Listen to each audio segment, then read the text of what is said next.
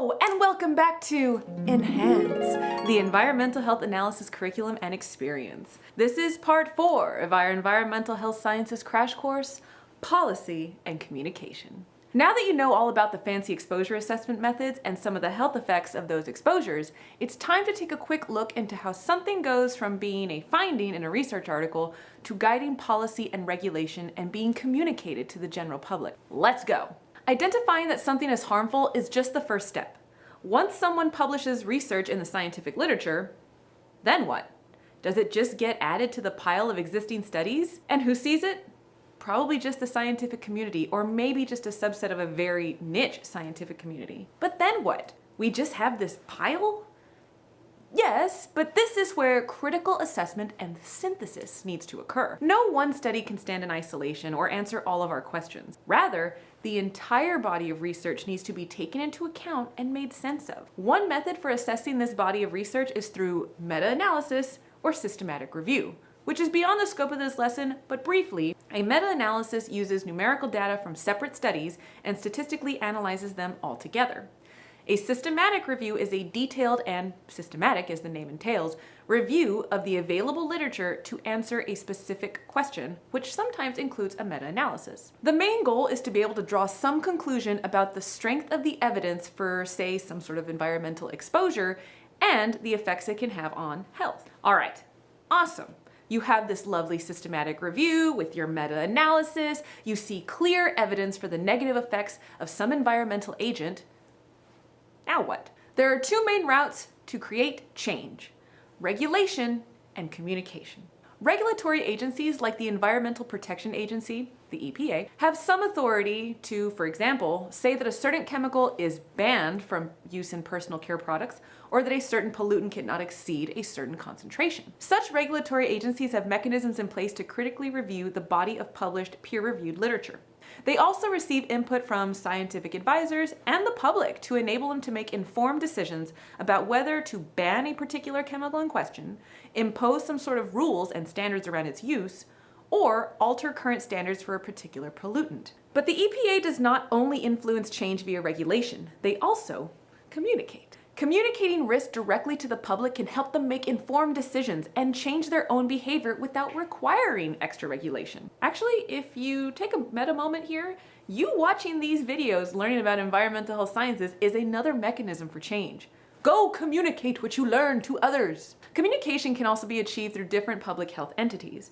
These entities do not have regulatory power, but they play an important role in communicating to their constituents. For example, the Center for Disease Control, the CDC, provides health information and grants to state health departments to address diseases like asthma. The state health department typically incorporates public health messaging campaigns into various programs they implement. The Housing and Urban Development Agency, also known as HUD, administers programs related to providing safe and healthy housing as well as community development, but they actually have some regulation power too. In 2016, the Housing and Urban Development Agency finalized a new rule prohibiting smoking in any public housing units. These are all federal agencies, but state and local government agencies, including health departments, play active roles in disseminating knowledge, implementing intervention programs, and facilitating change. If we zoom out a bit, we also have the World Health Organization. The World Health Organization is an international organization that does not actually regulate anything, but it does produce guidelines after reviewing the scientific literature. Once guidelines are developed, they are published and disseminated through press releases and press conferences.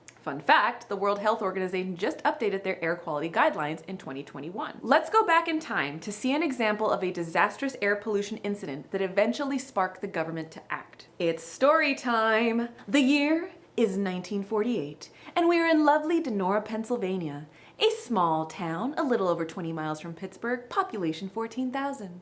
Aside from its pleasant quaintness, there wasn't much to say about the town.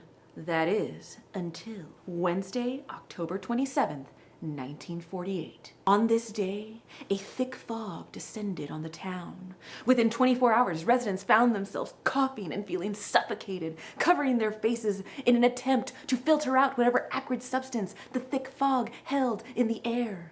They retreated to their homes in hopes of finding some relief. Surely this fog would lift! Unfortunately, this was no fog. This was smog. Smog is actually a portmanteau of smoke and fog. More formally, smog, unlike fog, which reduces visibility with harmless water particles, smog is a haze caused by particulate matter mixed with harmful reactive gases. On Sunday the 31st, after a total of 5 smog-filled days, it rained, which helped to dissipate the dense smog. In just those 5 days, 20 residents died, most suspected to be asthma-related. Within a month, another 50 residents died. Thousands more were now plagued with respiratory problems. Something very similar also happened in 1952, the Great Smog of London, which I encourage you to look up. But what happened? Was it an act of God? Hardly. You see, Donora was also a steel town, home to the U.S. Steel's Donora Zinc Works and the American Steel and Wire plants. One of the common emissions from such plants is hydrogen fluoride, a very dangerous gas that is corrosive and can cause blindness by rapidly destroying your corneas. And then there's sulfur dioxide, which can be hazardous in high concentrations, sulfuric acid, which can cause severe burns, and nitrogen dioxide, which can affect lung functioning. So these and other noxious byproducts were commonly emitted without too much fuss. However, in this particular instance, there was an unusual weather situation. There was a temperature inversion, which caused cooler air to be trapped under a layer of warmer air. Unfortunately, this trapped cooler air also trapped pollutants in a dense smog. The smog was so dense that when they had to take the risk of driving, they drove with their wheels touching the curb because they could not see beyond a few feet in front of them. In the early morning hours of Sunday the 31st, the mayor of Donora pleaded to the plant operators to shut down the plants temporarily until the smog lifted. The head honcho reluctantly agreed, stating, "The factories were already being shut down this morning." Mercifully, the fog was finally broken when it rained the same day, to the great pleasure of the plants, which were up and running the next morning. U.S. Steel was resolute in their stance that this was not their fault, but a freak weather condition and an act of God beyond their control. They also argued that the smog trapped pollution from all sources, like cars, trains, homes, and the plant. So it wasn't just them. Of course, when such freak accidents occur, researchers are needed more than ever to investigate. Many researchers played invaluable roles and faced severe backlash for snooping around. One example of this is Dr. Mary Ambient, a toxicologist and public health researcher later called the mother of smog research. She used animal models, in this case guinea pigs, to study the effect of inhaling sulfuric acid. Surprise! It's not a good idea to be breathing in sulfuric acid. Now for some quick but important politics. Ambient worked for Philip Drinker, who had a special source of funding. Can you guess who? Can you guess? The American Smelting and Refinery Company, yeah! Who, by the way, still exists to this day, and they are the proud parents of 20 Superfund sites in America.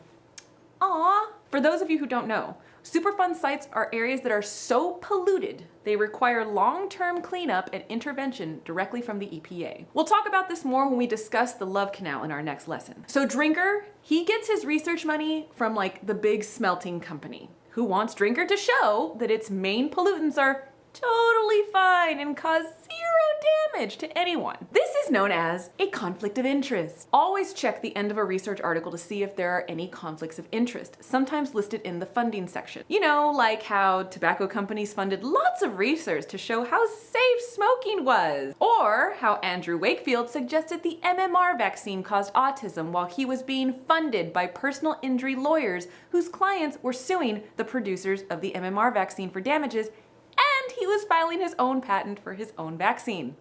Yeah. So Ambient does her research, kind of on the down low, and shows that one of the main pollutants coming from these industries, sulfur dioxide, is threatening to human health, and most likely caused the deaths and illnesses in the people of Donora.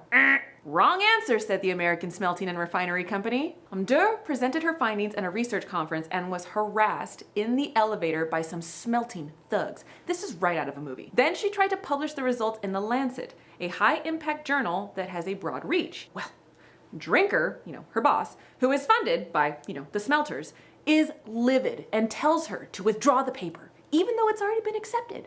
She refused, but alas, the paper was never published, and she was essentially fired from Drinker's group at Harvard. Thankfully, she did find another position within Harvard and then at MIT, though she was never able to become a tenured professor, which was one of her goals. Despite this, she went on to receive many awards for her work in industrial hygiene and toxicology. A professor of environmental health at Harvard said this about Amdur. "I used to think that in science it was sufficient to publish an important finding once. Amdur's work shows how foolish that was.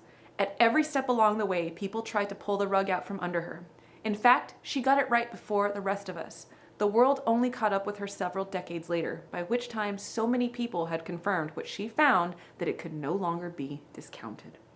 The take-home message for researchers: persist and resist. The take-home message for environmental health sciences: we need some regulation.